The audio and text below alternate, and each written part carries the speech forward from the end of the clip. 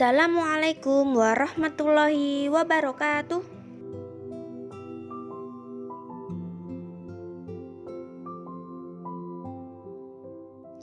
Hari ini kita akan belajar tema 1 indahnya kebersamaan, subtema 3 bersyukur atas keberagaman.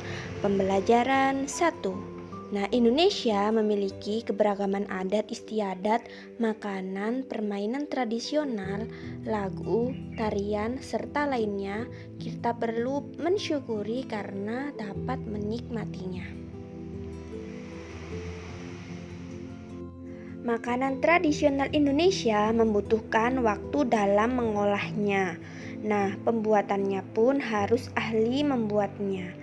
Kamu akan belajar tentang seorang ibu pembuat dodol Betawi, yaitu makanan khas tradisional dari Betawi. Dodol Betawi Mak Salmah.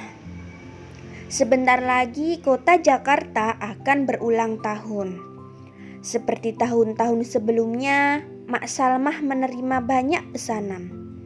Mak Salmah adalah pembuat dodol tradisional Betawi di kampungnya.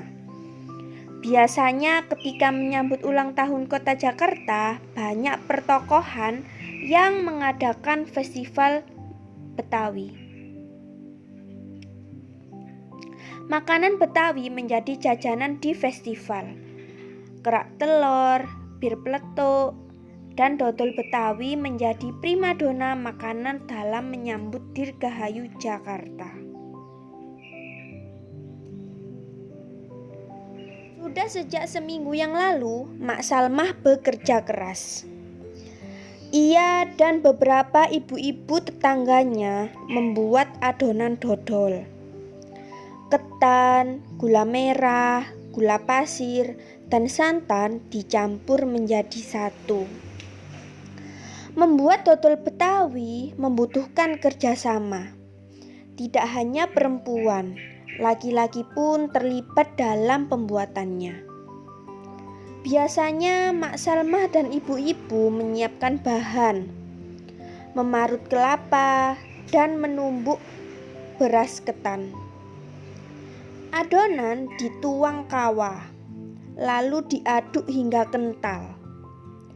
Proses mengaduk ini dilakukan terus-menerus selama 8-12 jam. Pembuatannya memang berat dan lama, oleh karena itu pembuatan dodol Betawi membutuhkan kerjasama. Untuk memenuhi pesanannya, Mak Salmah selalu melibatkan tetangga-tetangganya. Mak Salmah ingin rezeki yang diperolehnya dari dodol Betawi tidak dirasakannya sendiri. Mak Salmah juga ingin dodol Betawi selalu dikenal.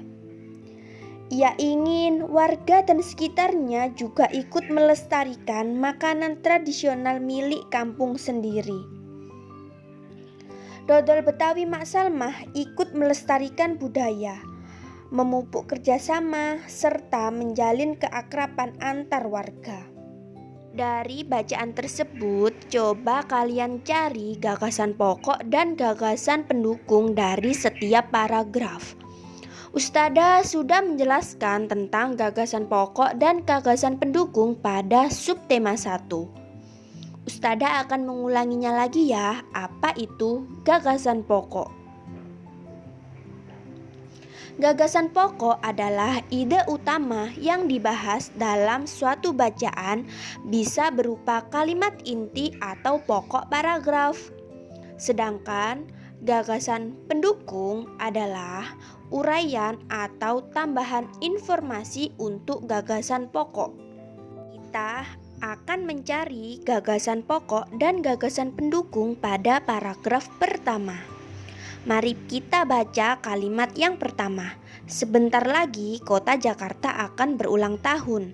Kira-kira ini gagasan pokok atau pendukung ya?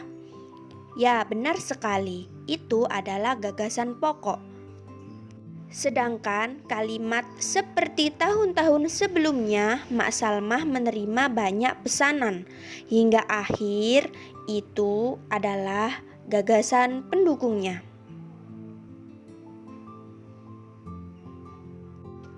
Dapat kita lihat bahwa kalimat seperti tahun-tahun sebelumnya hingga akhir itu adalah penjabaran atau uraian dari kalimat utama.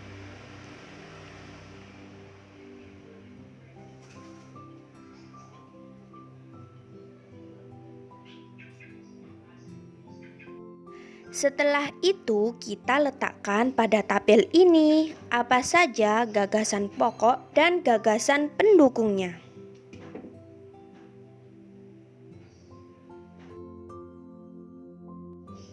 Sekarang tugas kalian mencari gagasan pokok dan gagasan pendukung pada paragraf 2 dan 3. Lalu kalian letakkan pada tabel ini ya.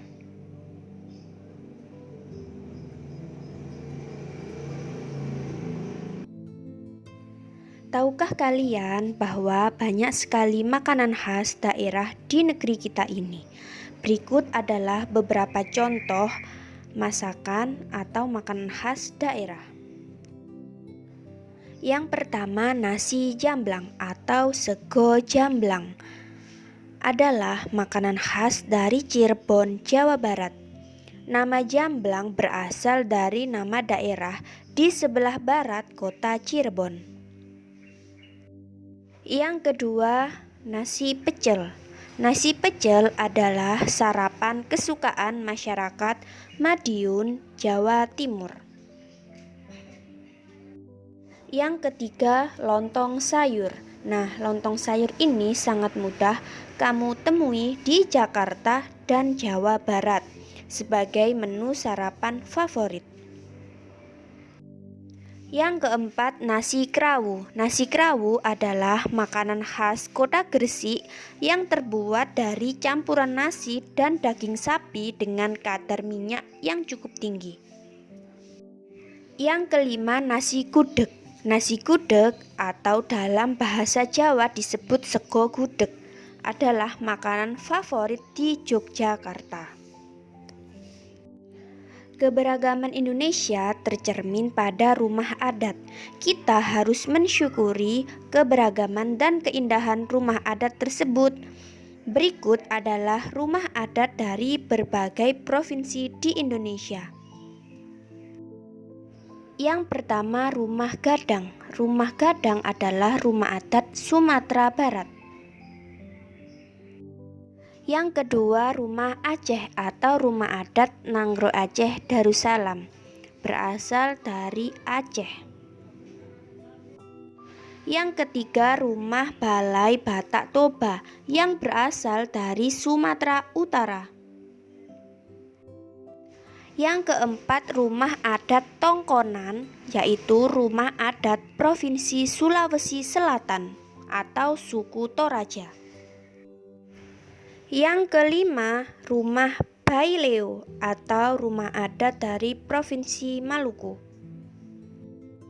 Yang keenam, rumah adat Bangka Belitung, yaitu rumah adat dari Provinsi Bangka Belitung. Cukup sekian ya pembelajaran hari ini Ustadzah akhiri. Wassalamualaikum warahmatullahi wabarakatuh.